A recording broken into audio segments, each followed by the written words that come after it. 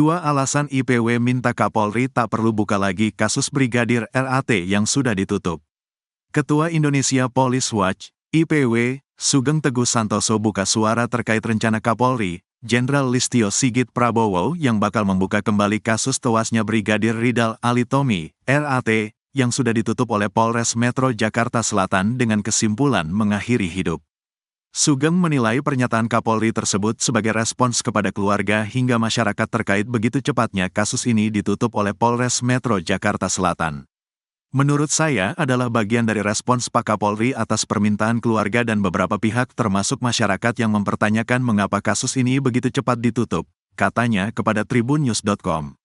Namun, Sugeng menganggap rencana Jenderal Listio Sigit itu tidak perlu dilakukan lantaran kesimpulan Polres Metro Jakarta Selatan untuk menutupnya sudah memenuhi dua aspek.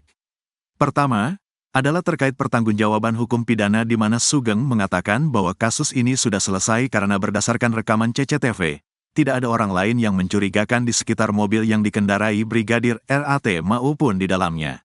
Kedua, soal dugaan pelanggaran kode etik dan disiplin yang bisa diarahkan kepada pimpinan Brigadir RAT yaitu Kapolresta Manado, Kombes Julianto Sirait dan Kasat Lantas Polresta Manado, Kompol Yulfa Irawati.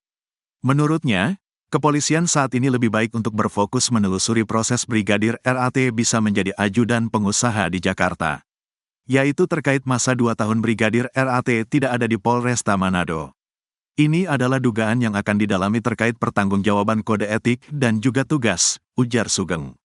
Sebelumnya, Listio Sigit mengungkapkan bakal membuka peluang untuk pihaknya membuka kembali kasus tewasnya Brigadir RAT.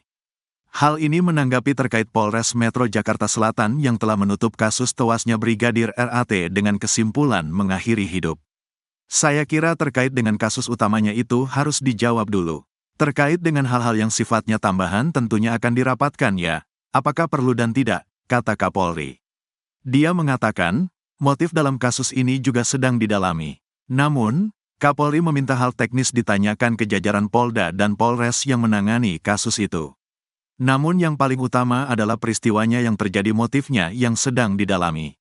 Saya kira nanti, karena itu sangat teknis biar yang menjelaskan nanti level Polres atau Polda, ujar dia.